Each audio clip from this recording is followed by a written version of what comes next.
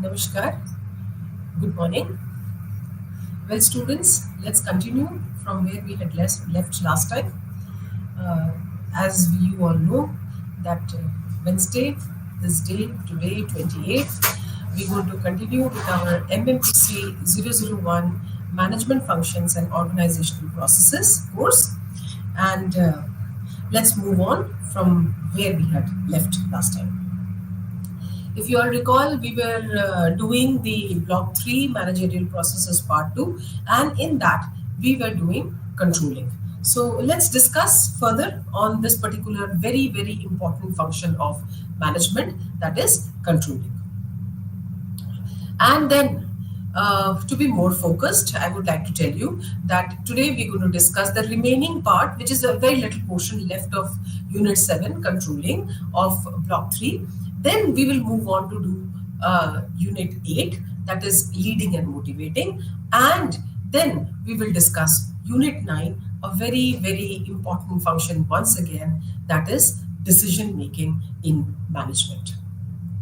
Well, in controlling, if you would remember, we had done this process of controlling. We had studied what is controlling. We had tried to understand the concept of controlling. Today, we will discuss the types of control that exist in an organization, whether small or big, and also the techniques of control. Well, the types of control. We all know about feedback, but there is something in management, in the organization, which is called feed forward.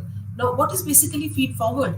Feed forward is something which is being proactive in controlling a process. That is, in case of feed forward, we focus on control, which is an operations, and we focus on the operations. We try to see the operations before it begins. That is, as I said, it is anticipatory, it is proactive, it is being proactive. So it is something like, we are not waiting for any trouble to happen. We are not waiting for any negative implications. What we are doing is we are being proactive, and we are trying to do something which is called maintenance. So you must have heard, like at home as well as in all the good organizations, we have something called periodical maintenance.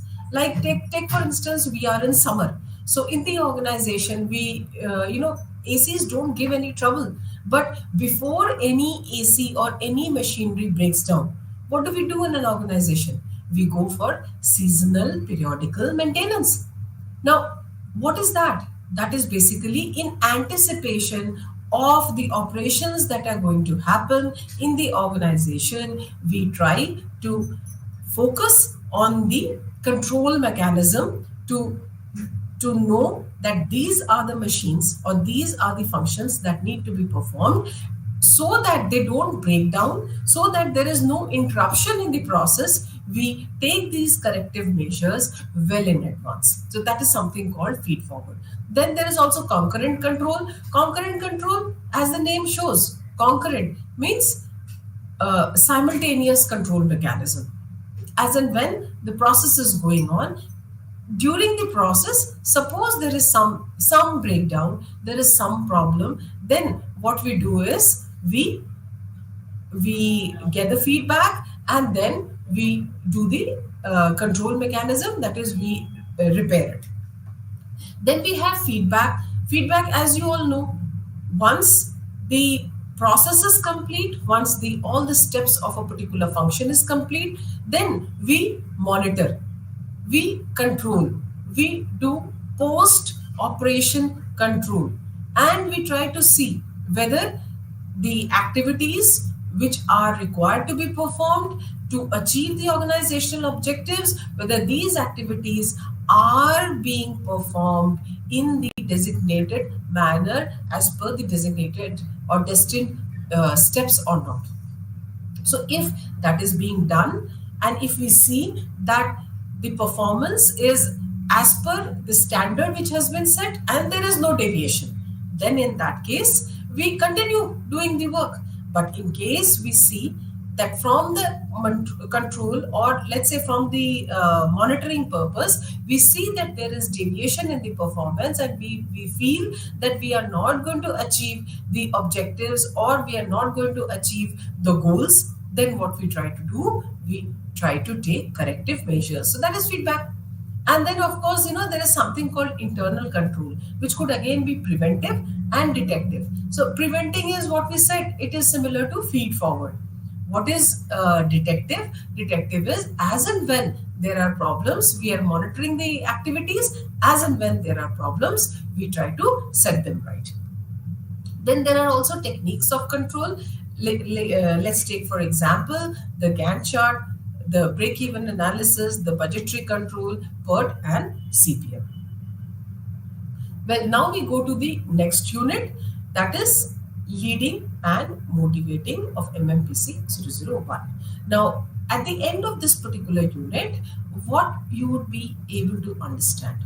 Well, the objectives of this particular unit is to know the meaning of leadership. Like leading means we try to understand the meaning of leading, and we try to understand the meaning of leadership. You all must be very much aware of this very, very important and very, very common term, that is leadership. We say leadership skills.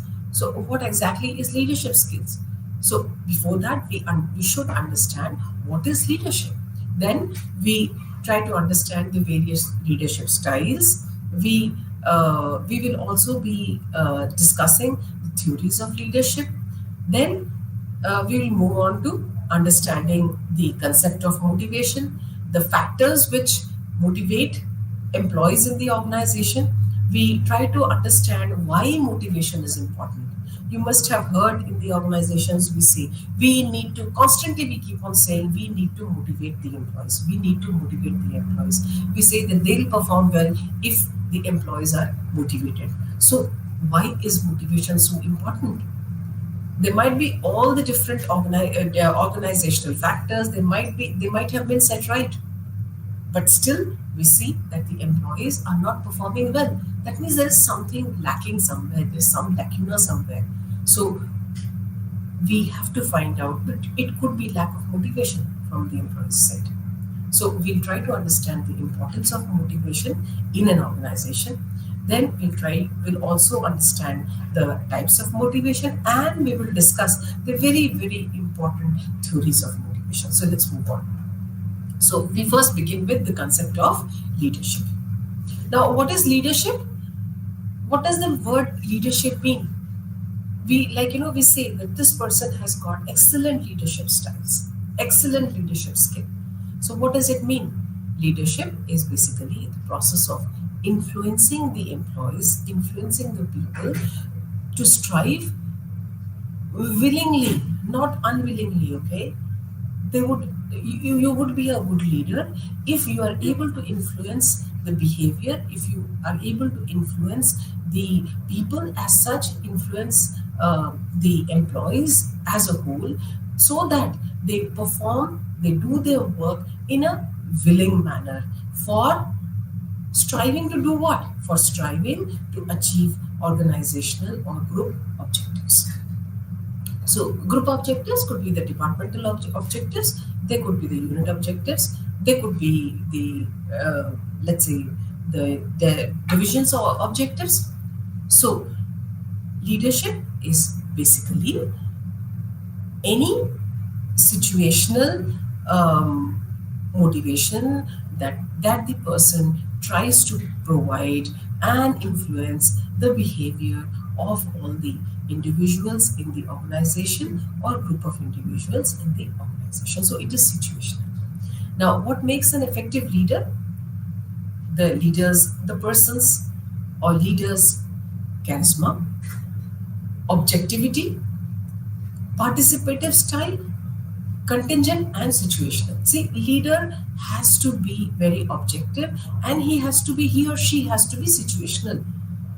He should change or mold his behavior, mold his approach towards dealing the employees, towards dealing the organizational situation, depending on the circumstances.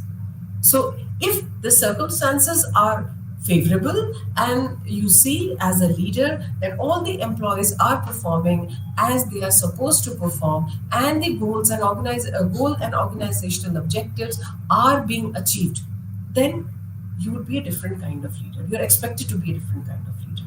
However, if you see that nothing is working well, there is problem everywhere, then you would have a different kind of leadership style.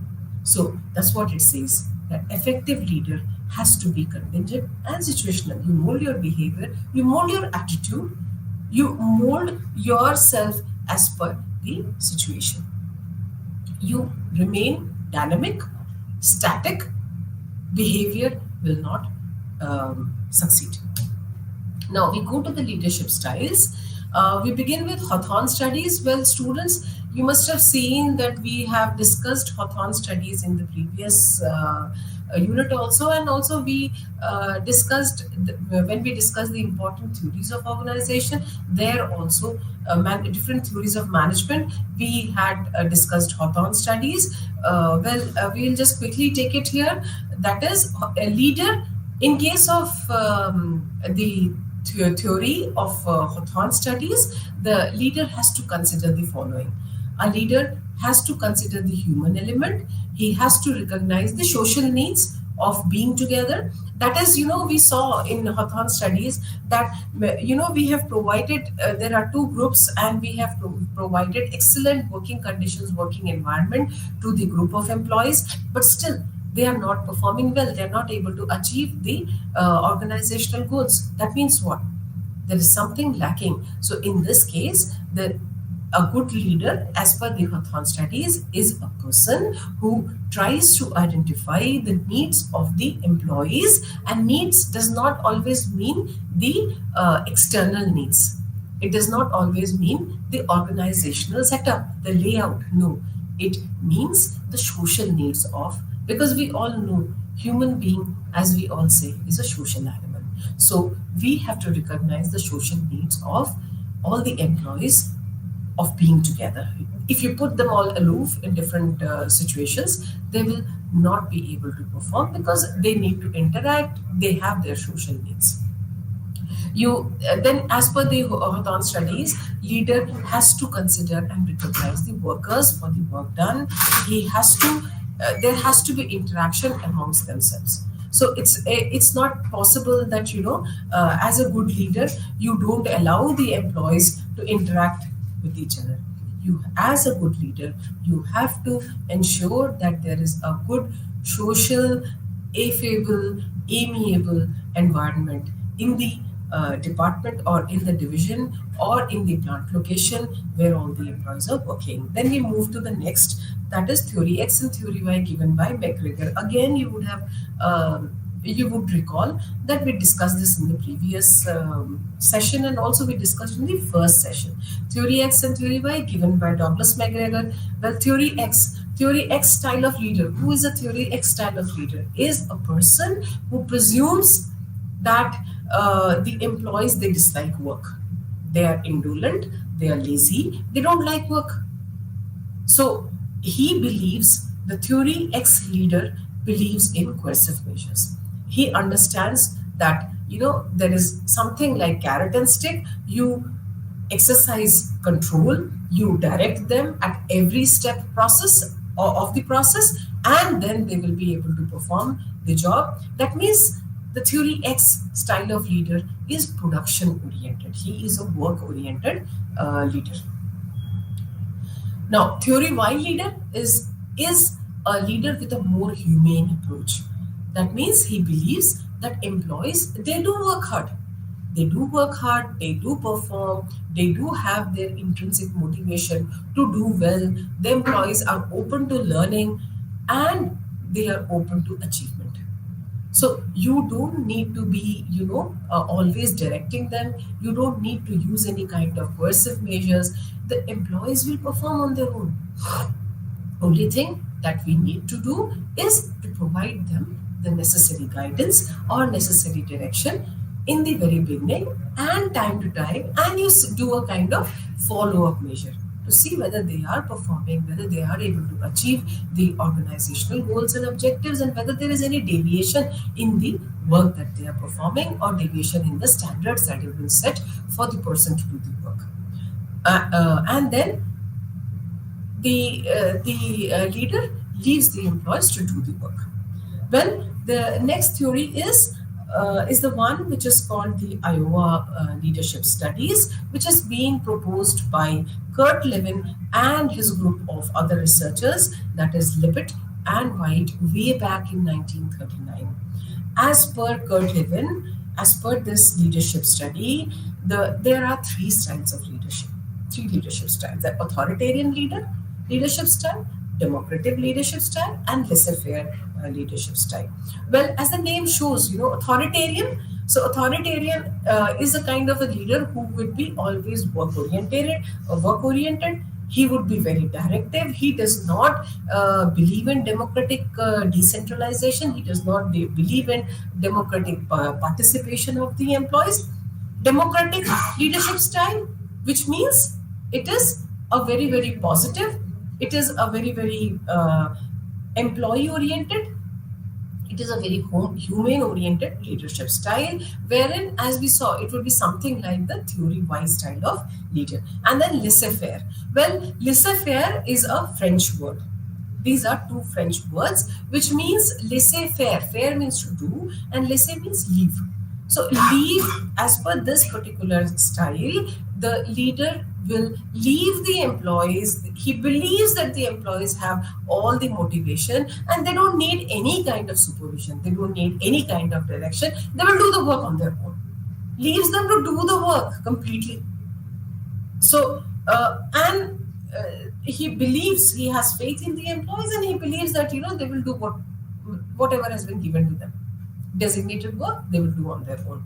So this particular study was done on a group of boys, 10-year-old boys, who were doing, making masks and other crafts to assess their task performance. Well, the group of boys, they were all put in similar physical and environmental conditions. What changed?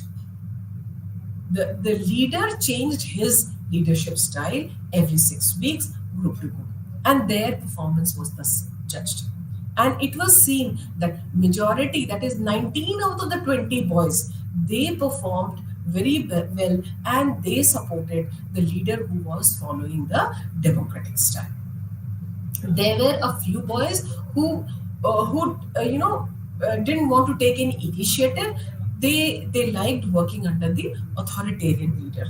Because they thought that, whatever, the way we are directed, the way we are taught, we will continue doing the work. And then there were a few boys who thought that they can do the work themselves. So it would be something like, let them do the work themselves. We will do the work ourselves. We don't need direction. We don't need any coercive measure. We don't need any supervision. So, however, maximum number of boys under study, the behavior of the boys under study, they worked well, they were very proactive, they were very energetic, they were very motivated under the democratic leadership style. Next, we go to Michigan Studies on Leadership Styles. Well, this was done by, this was proposed, and this was studied, this was researched upon by Likert in 1961. Now, Likert, he again identified, as a result of his research, he identified two kinds of orientation, two kinds of leadership style. One is employee orientation, and the second one is production orientation. Well, employee orientation, as we have all discussed, it is the theory Y. It is something similar to the theory Y, wherein in case of such leadership, the the supervisor or the head of the department, he would be concerned about the needs and requirements of the employee along with the objective or the goal of the organization. So he believes that not only the objective attainment is or goal attainment is important, at the same time we can achieve the goals of the organization when we look after our employees well. The other orientation, leadership style that was identified by Likert was the production orientation, that is work oriented. Theory X, wherein the employees are considered to be simple employees, they are considered to be tools towards achievement of the goal. So through the employees, through the use of these employees, we give them the direction, and we believe that the employees will do their work only when we supervise their work, and work is more important. Next study of leadership style is the Ohio State Studies on Leadership Style. This was proposed by Stockdale in 1957 in Ohio State University at the Bureau of Business Research. Well, what does Stockdale have to say? He said that the leader behavior in different types of groups and situations using leader behavior description questionnaire. They used the leader behavior description questionnaire and to check, and this particular questionnaire was used to see how the various persons as a leader are behaving in various groups. Now, two dimensions of leadership was determined. Again, something similar to the previous studies that we have discussed here: consideration and initiating. Consideration is the humane style, as the name shows, considerate, being considerate. So this would be the leadership style, wherein the leader would be considerate, he would be employee oriented, he will be more humane in his approach towards the employees. And the other one is the initiating, that is focused on goal attainment. That is, such a leader, such an let's say head of the department, or such a supervisor, such an instructor would believe or would do believe in initiating the work. That is, he believes that the employees will do the work, will do the work, will perform towards achievement of the goals. But what, as a leader, what he has to do? He has to be part of the group and initiate the work. Once the work is initiated, then the employees will move on to do the work. Now, leadership theories. We will begin with the trait theory, which has been given by Cayley in 1974. Now, what does Cayley have to say? Cayley says that it is the trait of the employee, it is the trait of the human being that makes a leader. That is, personal characteristics are associated with leadership success. Personal characteristics could be your, as a leader, your behavior, your background, your qualification, your overall personality, your educational background. So these are the, to sum up, it is the personal characteristics, it is the traits of a person that makes a good leader.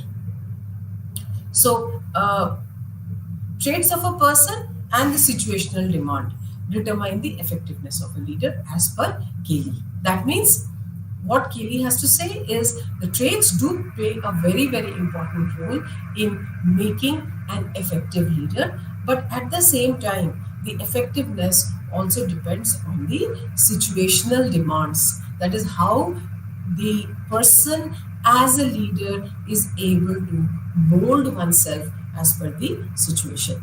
Then the next one is group exchange theories of leadership, which has been given by Hollander and Julian in 1969. And what do they say? According to Hollander and Julian, it is the benefits and regards more for followers who help the leader to achieve the goals. That means what? The followers they believe that such kind of leaders are the persons who believe in giving benefits, who believe in giving due respect and dignity to the employees, then only the employees will achieve the goals. Next is the social learning theory. Now, this has been given by Bandura in 1977.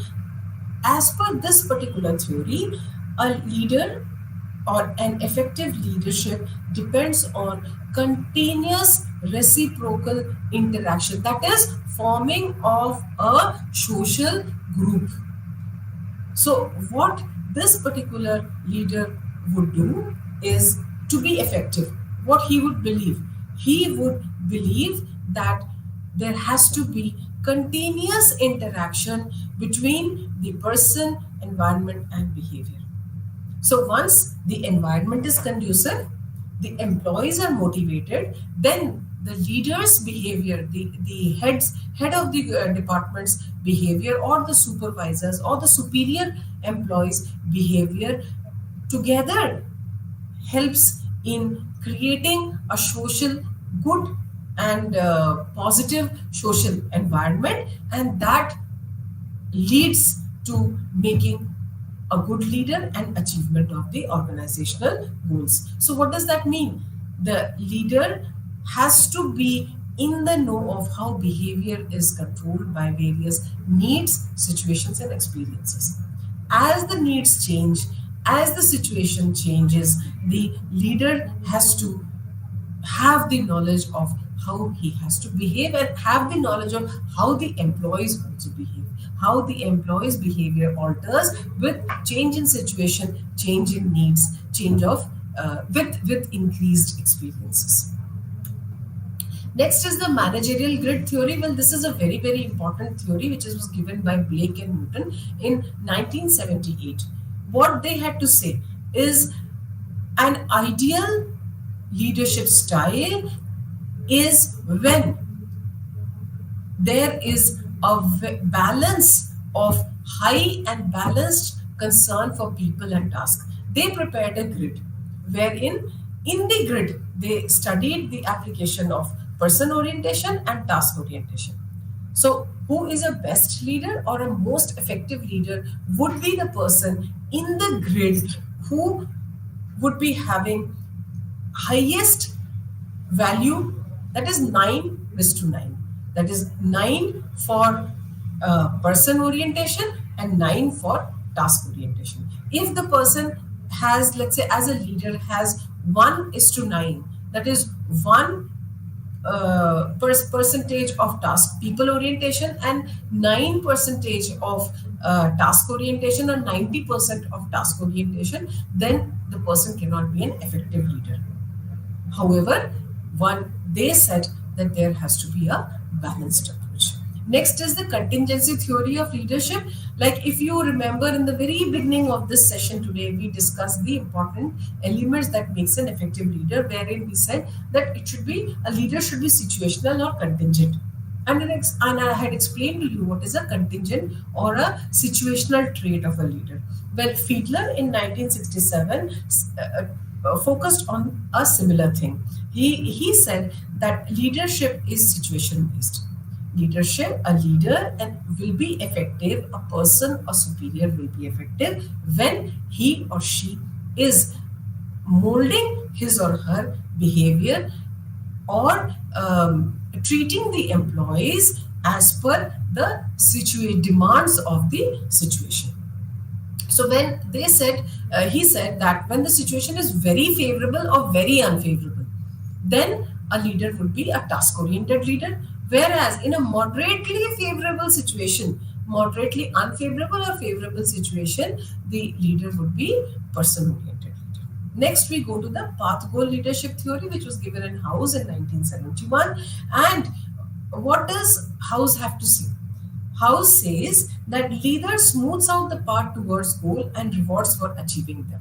So, leader is an effective person, or let's say a person is an effective leader when he or she tries to lay the foundation, tries to give the direction to the employees, provide them the necessary directions, tries to show them the path, towards the goal, and the employee who achieves the goals is rewarded.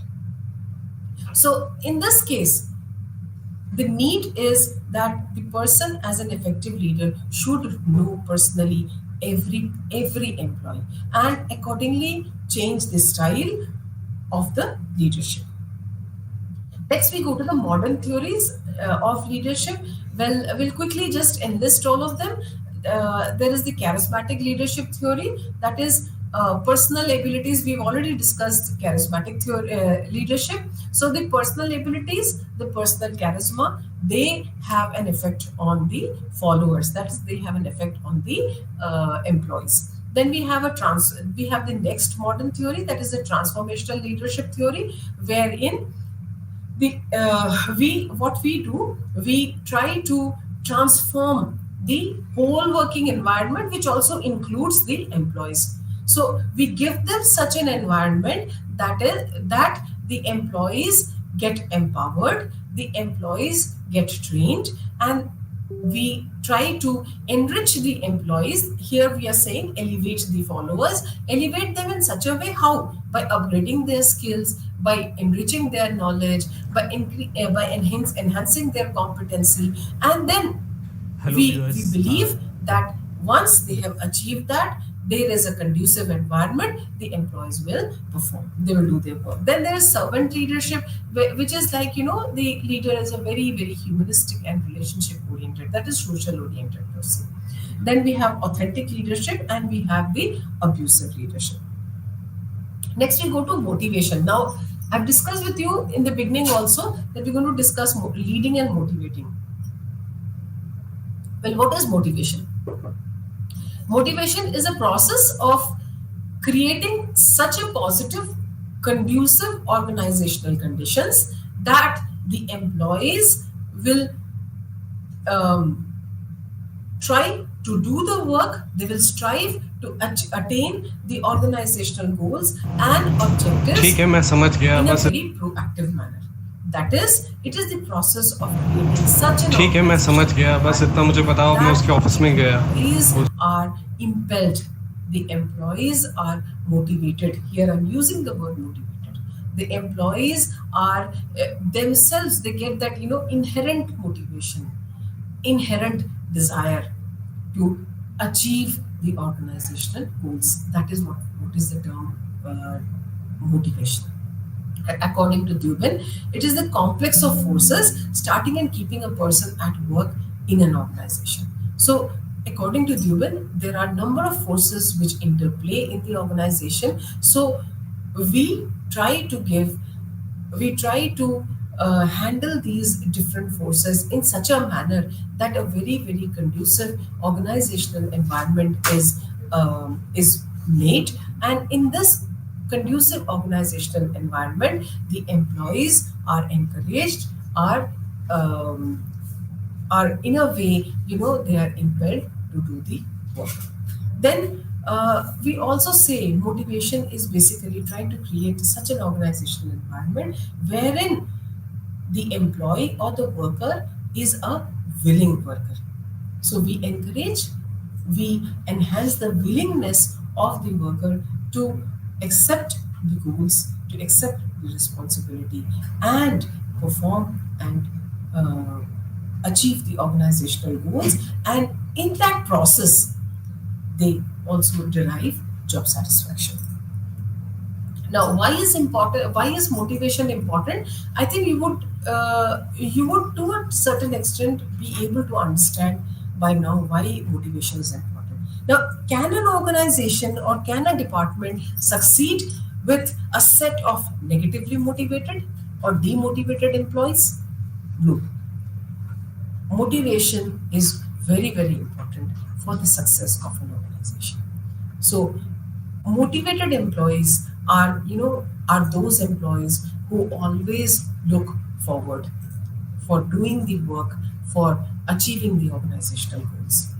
So it is basically, you give them, you have an excellent organizational setting, you have an excellent environment, you have excellent air conditioning, you have a very comfortable furniture in the organization, in your department, but still the employees are not motivated.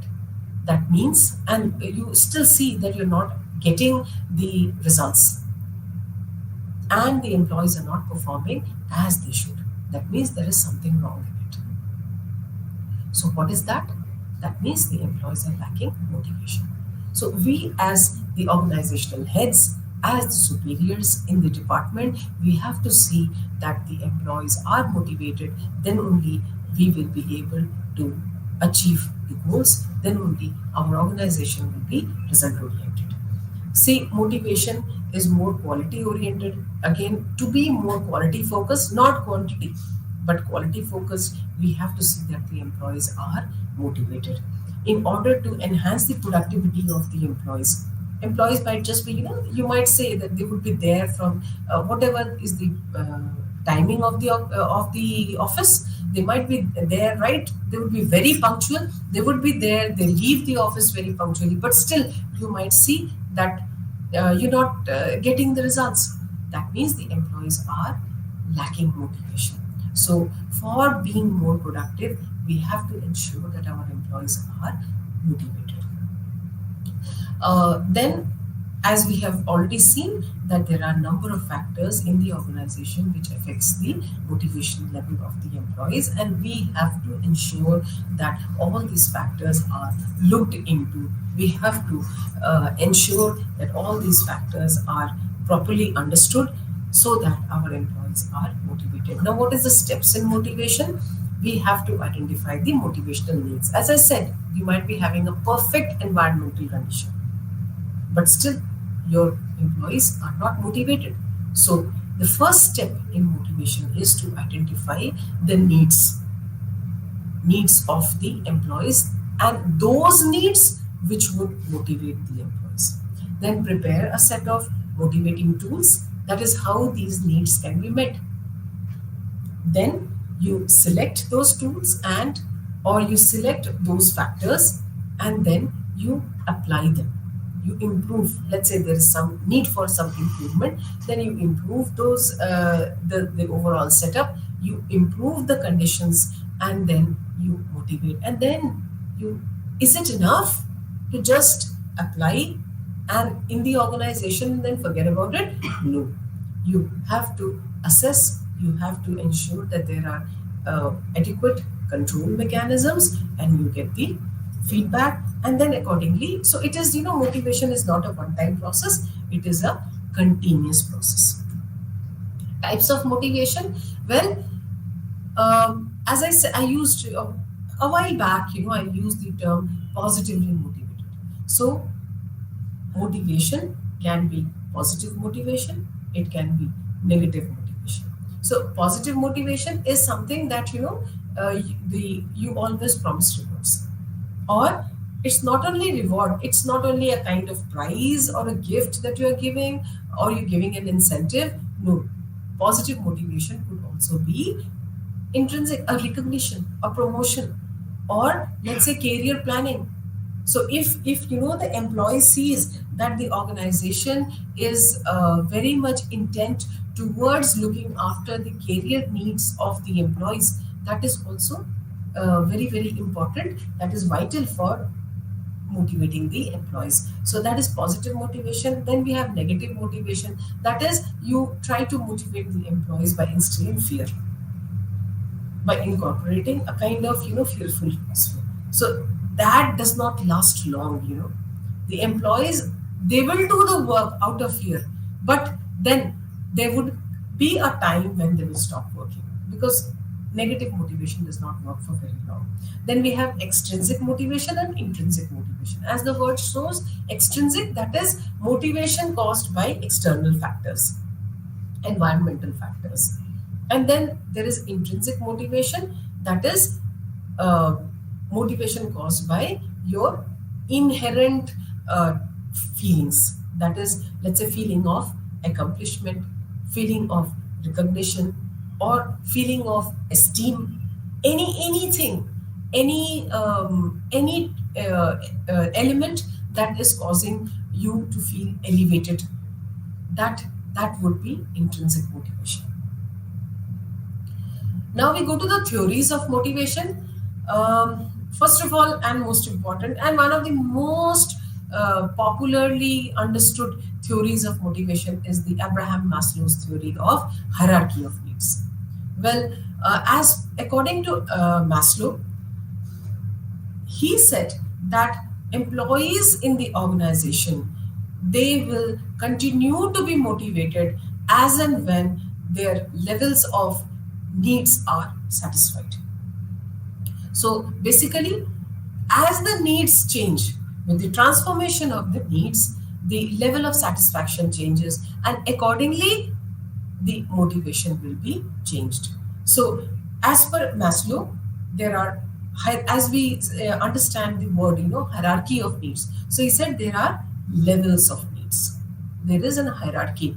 So at the bottom is the physiological need. That is your something to very simple that if I would like to tell you is like the bread and butter, the basic needs of a human being. So once the basic needs, a person has got a basic salary, he has got basic emoluments, he has got a small house, he has got let's say enough food, he has got the basic clothing. I'm just saying basic clothing, okay? Then he would say he would not be motivated after that. Then he would look for safety needs, security needs. He would need not a simple house, but he would say not just a shelter. He would say, I want a house which protects me. I want a safe working environment. I want a safe transport. Now, once a person has that, then he is not motivated anymore with those situations, with those surroundings. Then he would look for social needs. That is love, affection, friendship, social interaction, socially oriented organization. So once that is again, now that is there, that is fulfilled, then the employee will look for esteem, that is recognition, promotion, esteem, self, respect, dignity, enhancement of dignity. So anything that enhances the dignity or position in the society. Now, once that is there, that means what? A person has got a very good house, he has got a very safe environment, he has got very good family, he has got wonderful friends, wonderful employees, colleagues, and he is in a good position, so his self-esteem is also fulfilled. So he has everything. Then what does he look for? Then he has nothing that would motivate him. Then he would look for self-actualization. That is inner spiritual awakening. That is the ultimate level of motivation. So that is Maslow's theory of hierarchy of needs. Then we go to Herzberg's two-factor theory. Herzberg identified two factors. One are the motivational factors and second are the maintenance factors. Now, what are the? I'll first discuss the maintenance factors that are listed in the right hand side. Well, maintenance factors are also they are known as the basic hygiene factors. Now, what do you mean by hygiene factors or maintenance factors? These are the basic factors that are needed by the employee to carry on with the life, carry on with the job, which includes like something like working conditions, the salary, the emoluments, the job security. Now, these, as per Herzberg, are basically the essentials. So what happens is, if they are not there, suppose if they are withdrawn, there is no job security. So it will dissatisfy, it will cause dissatisfaction, but it will not motivate. They are extrinsic factors. They will help the employee to carry on with the work, but up to a certain extent, because employee feels that these are his basic rights which the organization has to provide. So what is the big deal? It is basically helping the employees to maintain a certain level of productivity, but it will not help in motivating the employee to enhance his performance. So what are those? Those are basically the motivational factors as per Herzberg. Now, what are these motivational factors? Achievement, sense of achievement. So it's just not the salary. You keep on giving the same salary to the employee with some basic increment and for years together. That is not basically motivation. Motivation is when you ensure that the person gets time to time promotions, he gets recognition, he has advancement, there is career progression, there is adequate career path. So all these things are motivational factors. If these factors exist in the organization, then the employee will remain motivated and the employee will perform better. These are the real motivators. These are the intrinsic motivators in the organization. Next, we go to Mackillen's theory of motivation.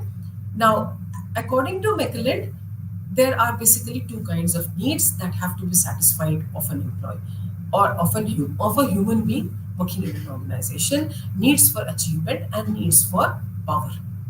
So, needs for achievement and needs for power, both these things should exist in the organization for the employees to be motivated. Now, again, here there are two kinds of employees, two kinds of people. There are a small group of people, who love being challenged, who love challenging working environments. They always look for new opportunities. They are uh, they are always ready to work hard. They strive for new achievements. They strive for new challenges. So they want to learn new things. They are basically dynamic in nature. They are change oriented. They don't like static working environments. So, but that kind of group of employees, that is very small. And according to Mackellan, there is another very large group of employees in the organization who don't really look for achievements. What they look for, they basically they are satisficers. They look for not much of a challenging job opportunity. They are happy with the work they have, they will perform, they will need to be directed because they don't have that intrinsic motivation. They are happy with the hygiene factors, they will perform, they will do their work, they will go back home. If they are basically static, they resist change in the organization. They're happy with what they have.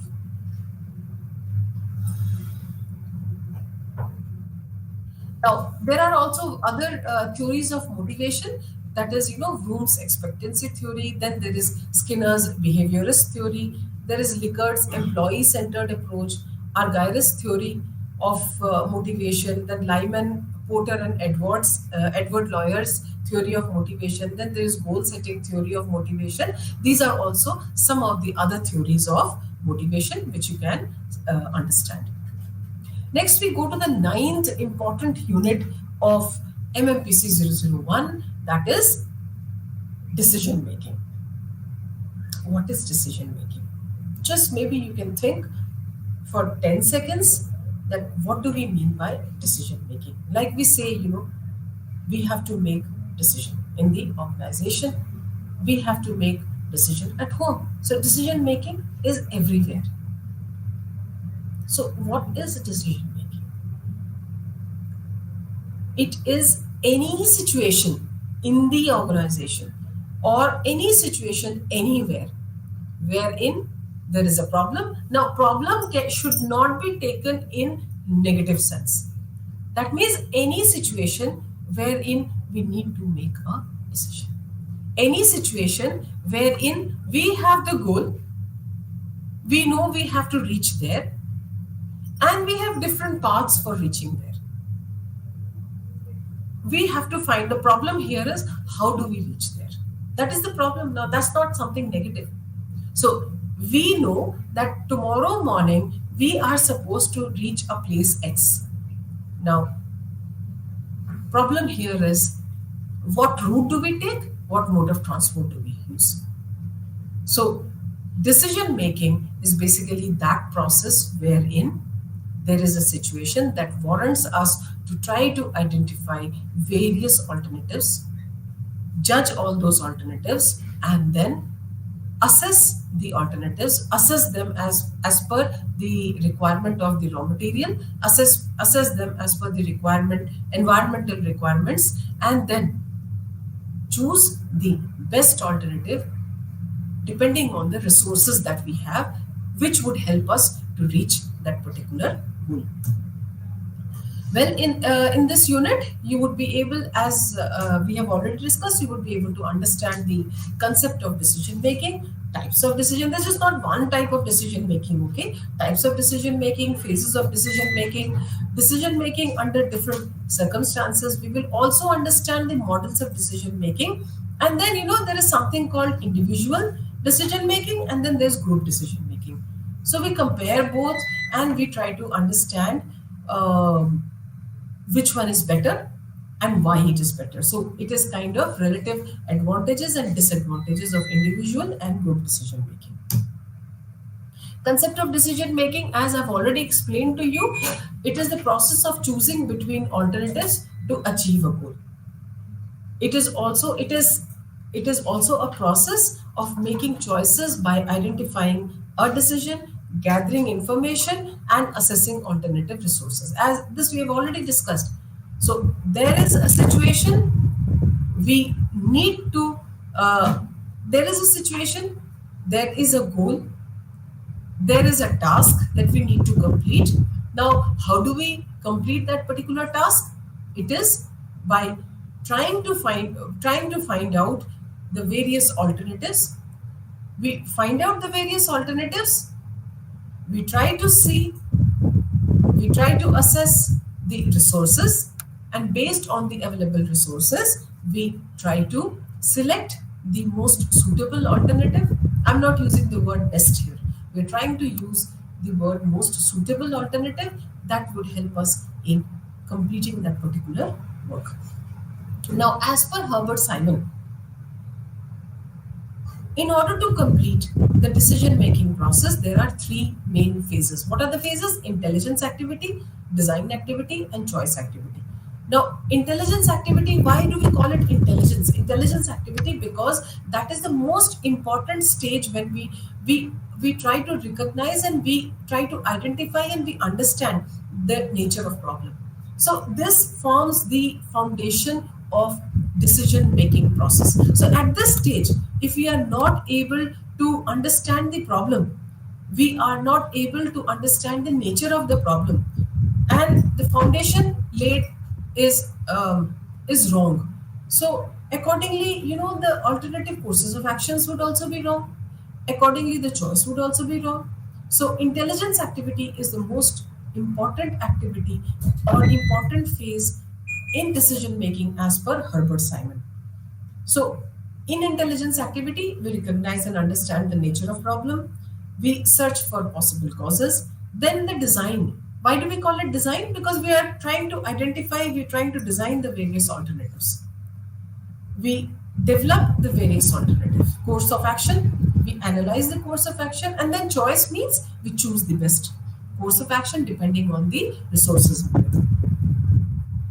Next, we go to Henry Mintzberg's phases of decision making. He has also proposed three phases of decision making, that is identification phase, development phase, and selection phase.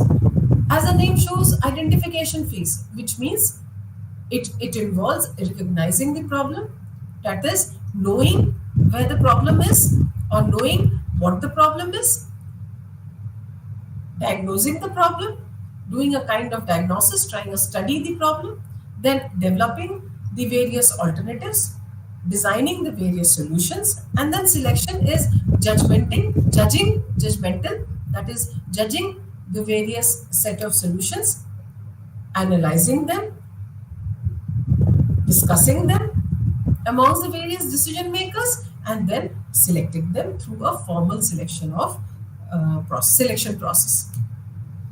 Now, what are the types of managerial decisions? We have personal and organizational decisions. Then we have the basic and routine decisions. Basic decision, I'll give you a very simple example of basic decision. These are the one-time unique decisions. Let's say for example, we want to initiate a project. Let's say we want to construct a factory. So, what would be the initial investment? That is one time decision. So, unique decision. That is basic. And then we have the routine decisions, that is day to day basis decisions. Then we have programmed and non programmed decisions. Mechanistic decision, which is the routine or repetitive decisions. There are certain decisions we have to take almost in a routine manner. We have to take, they are repetitive decisions. Then we have analytical decisions, the situations wherein we have complex variables, lot of information, and we have to do analysis, and based on that analysis of the information, based on that analysis, we try to select the decision. Then we have judgmental decision and we have the adaptive decisions. Adaptive or unpredictable outcomes. Those decisions wherein the outcome is unpredictable. It is not a routine. It is not a program. There is a lot of uncertainty involved. There's an uncertain environment involved. There's a lot of risk involved. So we have to take or we have to make adaptive decisions in that case. Now, decision making under different circumstances. Well, we will discuss this and then we'll call it a day today. We'll complete it here today and then we'll continue in the next class, the remaining part of decision making. Well, decision making under different circumstances. There are three circumstances as you see here. There is certainty, there is a circumstance, risk, and there is a circumstance which involves a lot of uncertainty. So, these different circumstances guide the kind and nature of decision that needs to be taken. Now, what is basically decision making under certain situations, under certainty? Where would it be certainty? Where you will have complete knowledge, complete information of the situation. That is decision making in certain situation. Not certain means a particular situation, no, in a situation or circumstances which involves certainty. There is definiteness in that. And on the other hand, on the other side of the other end of the continuum is uncertainty. Wherein you are completely in dark. There's lack of knowledge, there's lack of information. In such situations, you would be in a very uncertain circumstance. There you need to take the decision, which is very difficult. Then we have and that would be the unstructured decision. It is going to be not a routine decision. As we seen here, it will be a non-programmed decision. Whereas in case of certainty, there would be, where you have complete knowledge, it will be programmed decision.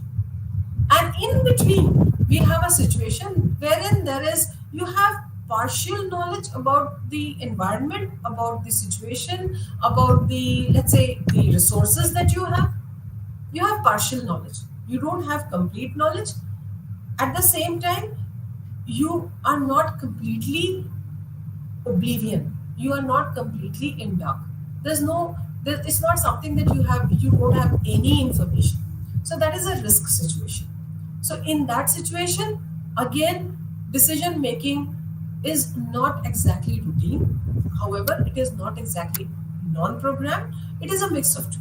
So there is some kind of uncertainty. At the same time, there is some comfort in making such a decision. So our types of decision, as we saw here, programmed, non-programmed, mechanistic decision, adaptive decision, judgmental decision. These decisions are based on the different circumstances, and based on these different circumstances, we make different decisions in an organization. Well, students, that's all for today. I hope to see all of you, meet all of you in the next class, in the next week, wherein we'll continue discussing the decision making function of the organization. Thank you so much. Namaskar.